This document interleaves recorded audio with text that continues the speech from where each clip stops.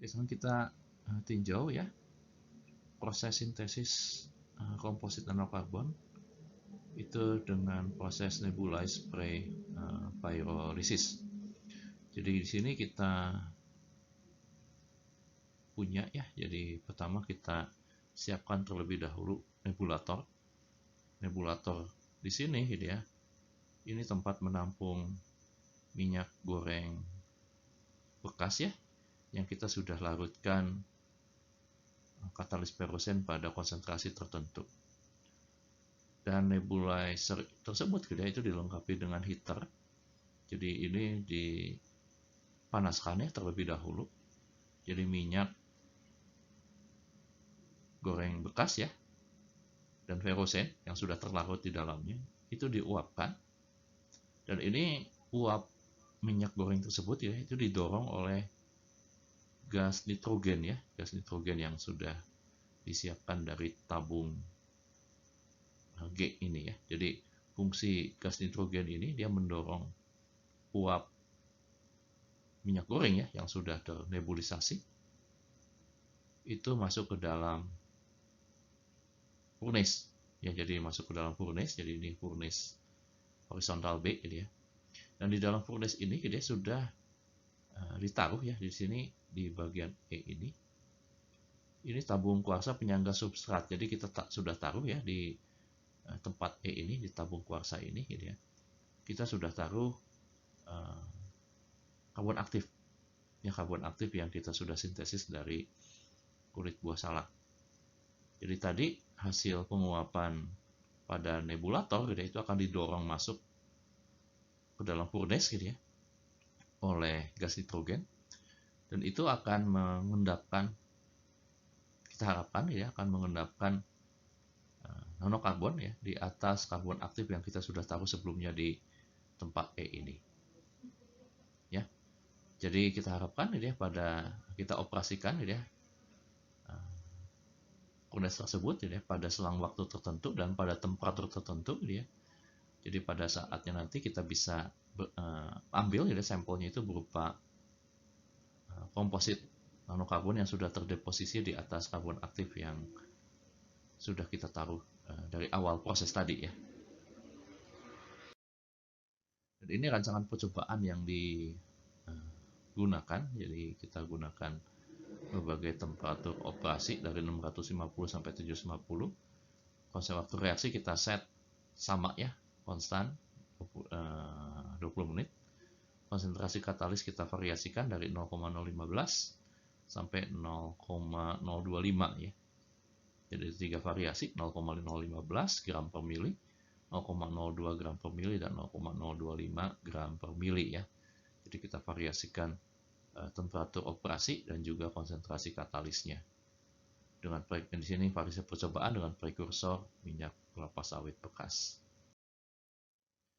Jadi prosedur percobaan kita sintesis dulu karbon aktif kulit buah dari sintesis karbon aktif ya, sintesis karbon aktif dari kulit salak itu dengan metode konvensional yaitu karbonisasi dan chemical activation. Lalu kita lanjutkan dengan sintesis nanokarbon yaitu dengan menggunakan nebulisasi. Jadi yang pertama kita gunakan tentunya furnace yang pertama, yang kedua itu furnace yang kedua dengan sudah digabungkan dengan nebulator. Dan setelah itu nanti kita akan dapatkan tentunya komposit nanokarbon. Jadi nanokarbon yang sudah terdeposisi di atas karbon aktif yang kita sudah persiapkan di awal tadi. Nah, selanjutnya kita akan melakukan katalisasi komposit nanokarbon tersebut ya. Yang kita harapkan itu masih memiliki luas permukaan yang besar dan juga konduktivitas yang tinggi.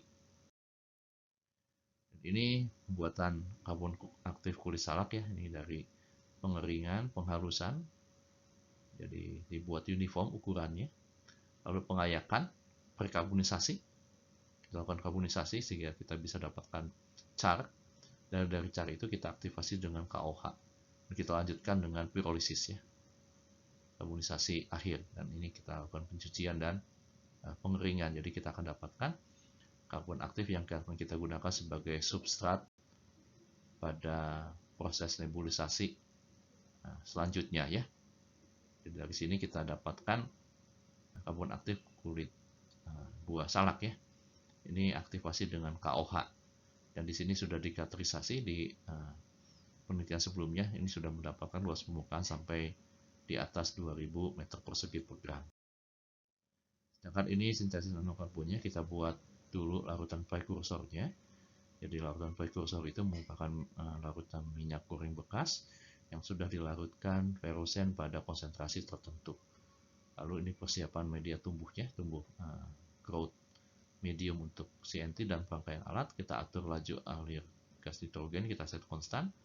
Kita atur suhu operasi furnace dan nebulator dioperasikan sesuai dengan waktu yang ditentukan. Kita operasikan selama waktu tertentu, di sini 20 menit ya untuk penguapannya. Dan tentunya ini bagian pembuatan selnya. Untuk kapasitor kita coba buat slurry gitu ya, kita gabungkan, kita deposisi pada stainless steel dan carbon cloth. Nanti kita ada patahan sel seperti ini. Jadi kita gunakan nanti PVDF dan KOH ya sebagai electrolyte. Dan ini tentunya kita akan, pembahasannya itu akan kita lihat setelah sintesis nanokarbon itu siap, kita lakukan karakterisasi fisika yang meliputi IC/MBET, karakterisasi kimia yang meliputi XRD dan Raman, dan yang terakhir kita buat materi karbon itu dalam bentuk sel, dan sel itu nanti kita karakterisasi secara elektrokimia ya. Kita gunakan CV, cyclic photometry, dan EIS. Ini merupakan komposisi minyak jelantah yang digunakan, jadi minyak goreng bekas ya. Di sini kita punya asam yang terutama yang jenuh dan tidak jenuh, dan kita dapatkan komposisi asam laurat ya yang paling tinggi ya, jadi sekitar 30%-an. Ini pengujian spektrofotometri ya. Untuk menghasilkan nilai transmitan 65% untuk sumber karbon yang baru saja dicampur dengan katalis, dan 58,2% setelah dipakai proses nebulasi selama 20 menit. Melihat peluang dan prospek ya, jadi limbah minyak goreng diperkirakan itu 5 liter per bulan pada setiap rumah tangga. Jadi bisa saja nanti untuk limbah sebulan itu akan dihasilkan sekitar 1 juta liter ya. Dari proses NSP yang dilakukan, jadi didapatkan massa nanokarbon yang bervariasi antara 0,04 sampai 0,06 gram per gram dengan kebutuhan sumber karbon sebanyak 250 mili ya. Jadi tentunya kalau lihat ini prospeknya ada ya, meskipun harus ditinjau lebih lanjut ya untuk scale up dari proses nebulisasi tersebut ya.